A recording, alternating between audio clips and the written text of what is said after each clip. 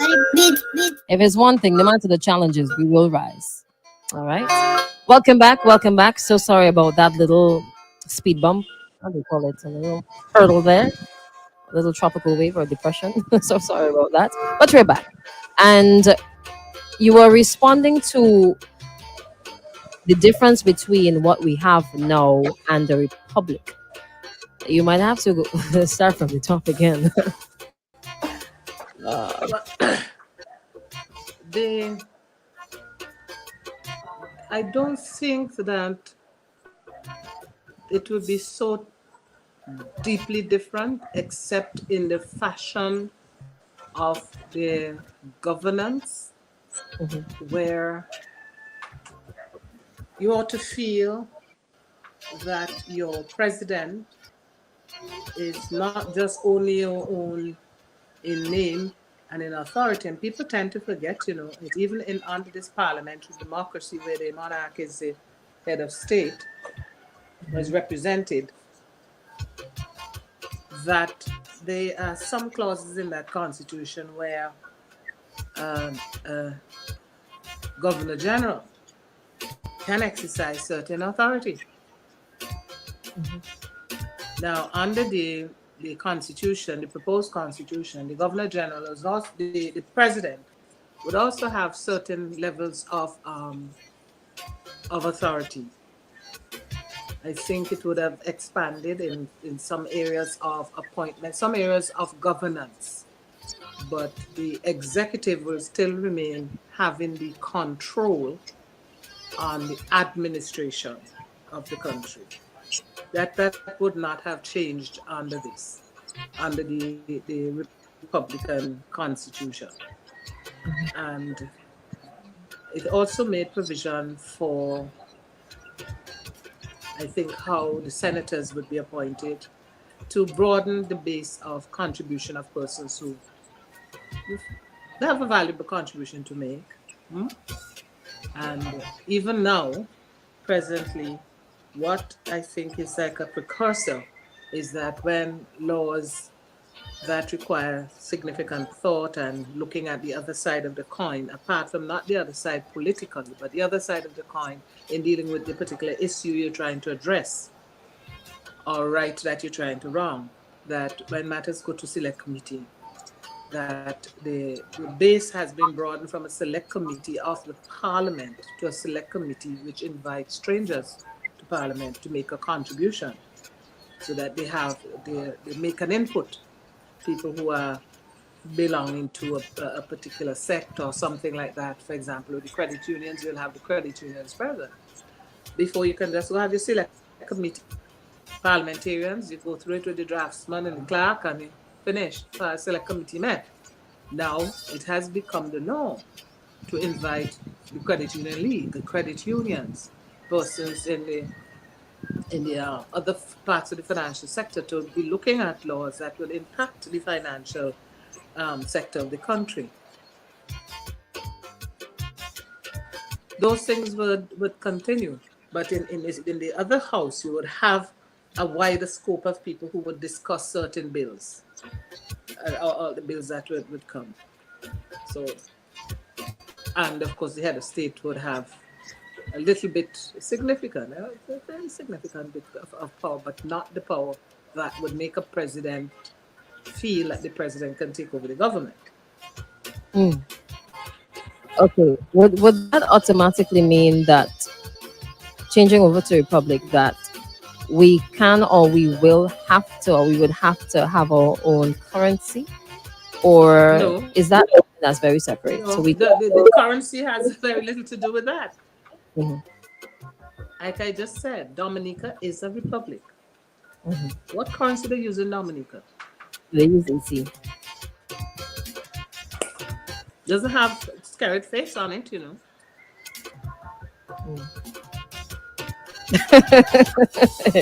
Indeed, it doesn't. Indeed, it doesn't. I. Before Barbados was a republic, before Barbados became fully a republic, it has the face of Barbadians on their currency. Mm. In terms of democracy, some people seem to believe that once you change over to becoming a republic, then democracy sort of diminishes and it's not the Oh, same. nonsense. Nonsense. Nonsense. Nonsense. Has democracy diminished in Trinidad? Do they have elections every 5 years or so? Or in Guyana? Or in Dominica? Has that changed? United States is a republic, you know.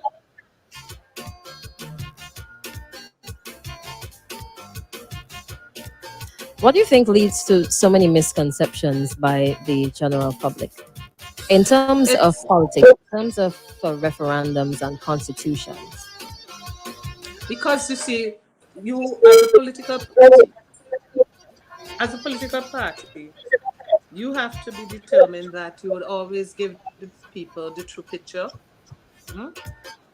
If a political party is saying to itself, well, I have been outside for so long and I will have to get the reins of power. How would I get the reins of power? Oppose, depose.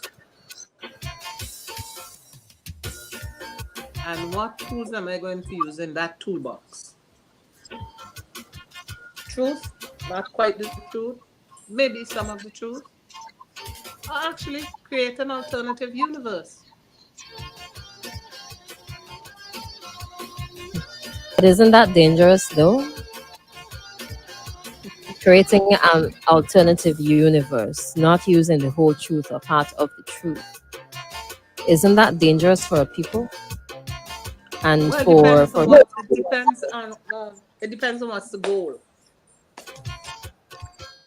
Um, it but depends at on what what is the cost? goal. Well, At some what people feel. Listen, um,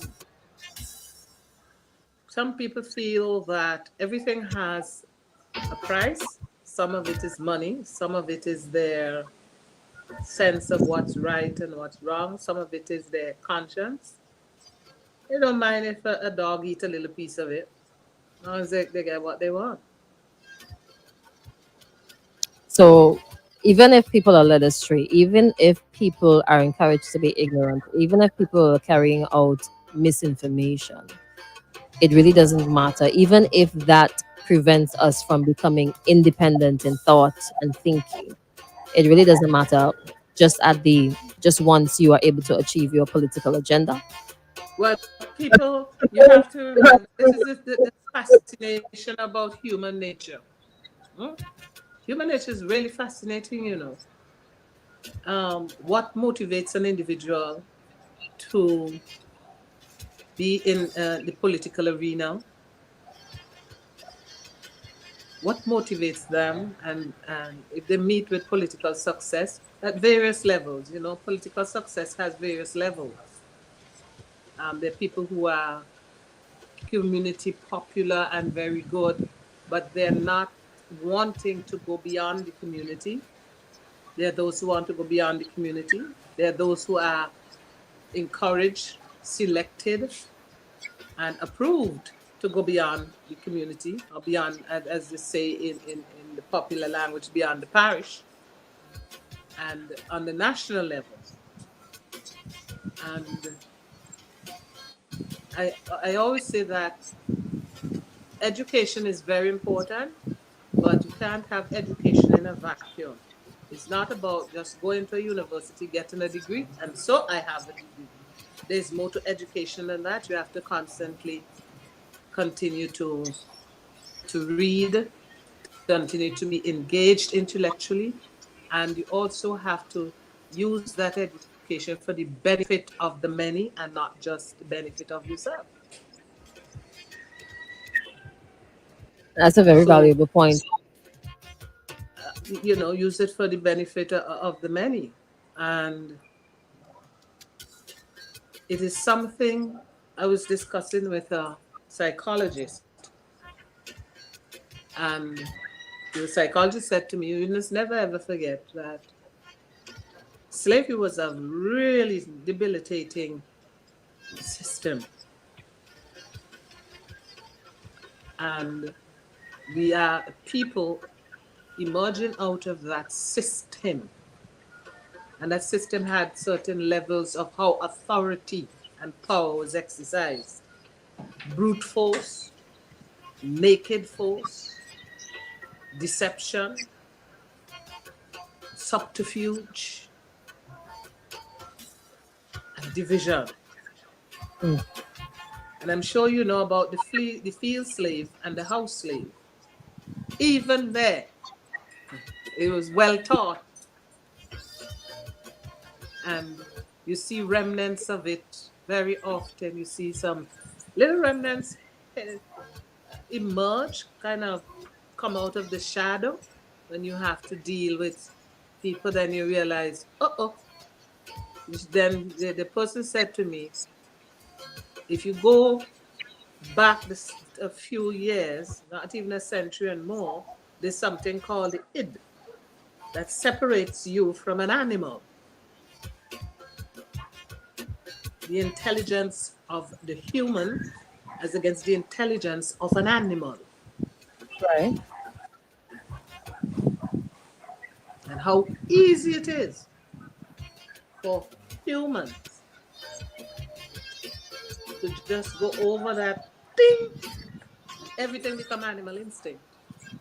That's why you have this there's a phrase that is coined in the popular language called I'm a political animal. Because Aha. the technique of persuasion.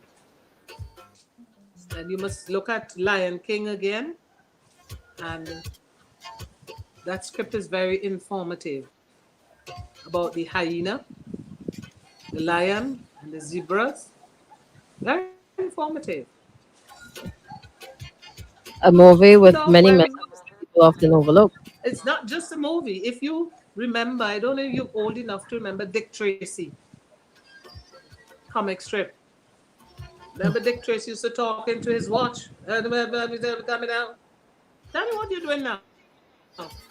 I'm not sure if I. I Go don't know. into Star Trek and go back to those old episodes of Star Trek. That same Captain Kirk. Beam me up, Scotty. Not so far fetched, is it? Uh-huh. Not far fetched at all. The fact that you and I talking and in my home and you are there. All of these, you go back 60 years, 70 years, you would see all of this looked like science fiction. We live in it. So this human mind is capable of a lot of things, and you see how people use that persuasion. And look around today in corners of the world where you have democracies, autocracies, and see what is happening and count and see what is happening. I don't know if you've been following the Facebook revelations. You see how easy it is. You know, people don't know the difference between an avatar and a human being. You have to tell them that's an avatar. That's not a real person. Hmm. But they've been persuaded. And that is what they call one of the techniques of persuasion.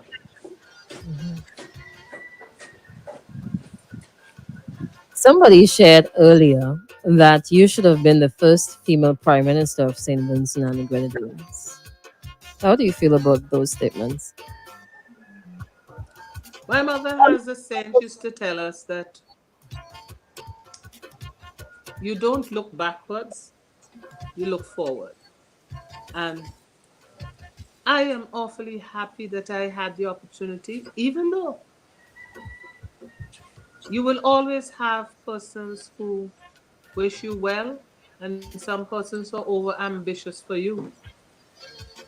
I have always said it and I maintain it. It was not my ambition to be prime minister. Not my ambition. And my ambition was to be a lawyer and do my work. I love working in the NGO community. I love seeing what the little that I have that I could share, how far it can go.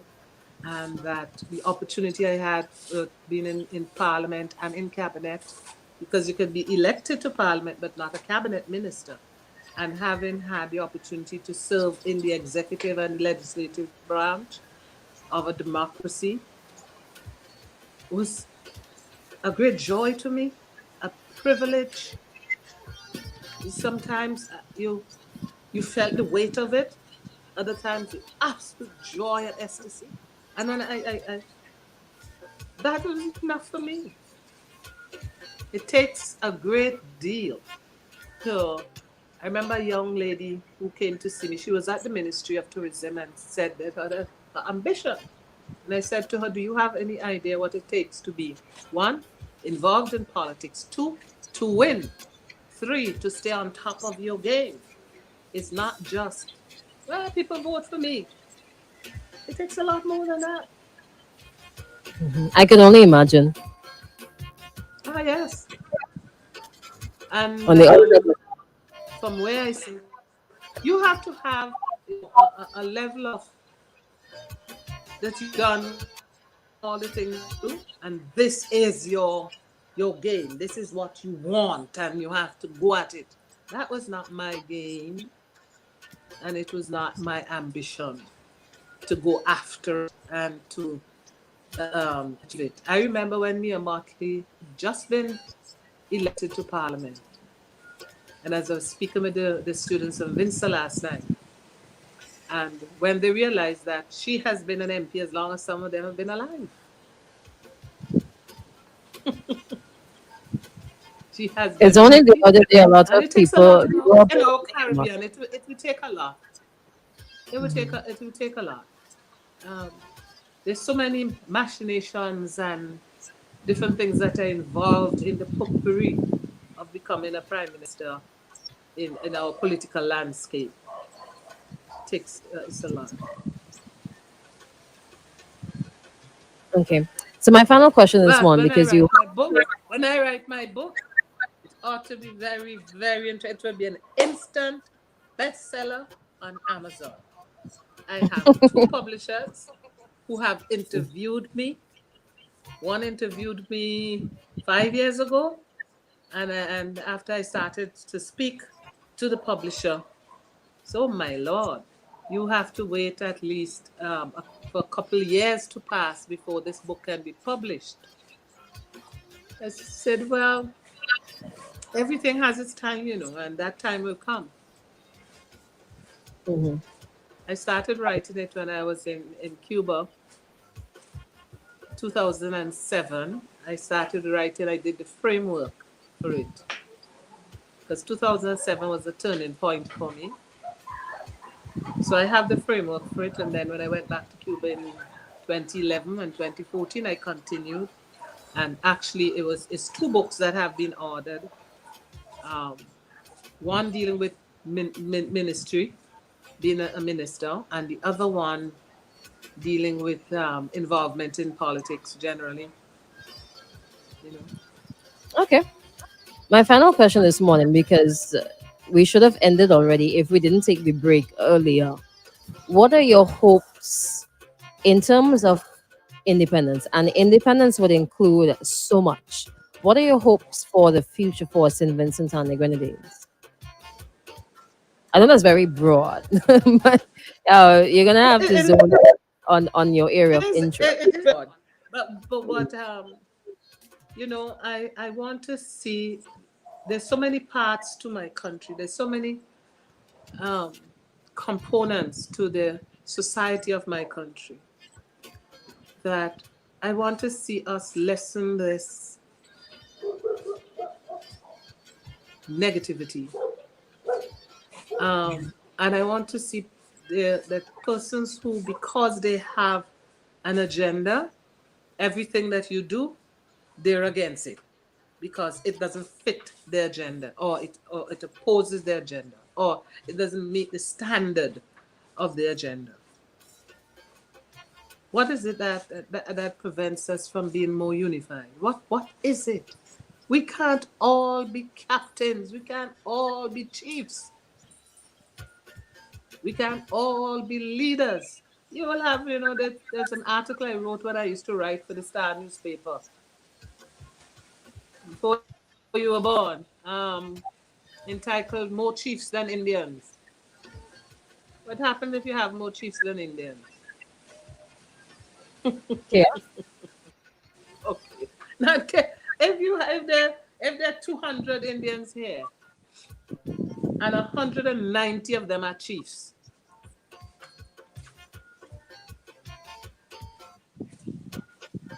All right. Chaos.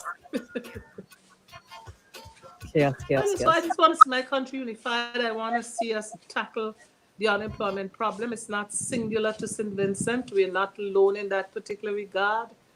Um, I think we are more interdependent than before. I think it's important for regional institutions to work to come out of the mode for paper, writing papers and about how well or how not we're not doing and where we are. We need to step out from that a bit and get into the mode of getting things to work for the benefit of the people. And you keep reading these whoever papers on trade and what's going to happen with this, what's going to happen. And people are waiting. They're waiting. The people have to have another harvest and more harvests now, and get, as I say, more employment, more opportunities for employment. And one of the issues with opportunities for employment are to understand when you are employed, that's a two-way street. Instead of you say, I'm working to get money. All right. Understood. Understood. I want to thank you ever so much for taking the time out of your very busy schedule. You actually have something else to do right about now. Somebody's Elliot is saying good morning, and I would Eh, like Elliot say well done, Mama Elliot. Culture. Yes, Elliot. I know who Elliot that is. Oh, okay, okay, okay. All right. I want to thank you Tell for him, taking the time out. tell him He's that listening. He's listening. I did not name myself Mama Culture, Okay. because one of the great facilities of belonging to things like Red Cross and so, there, oh my God, you see, more than 30 years ago, there was a lady who came and she used to teach people to read lips.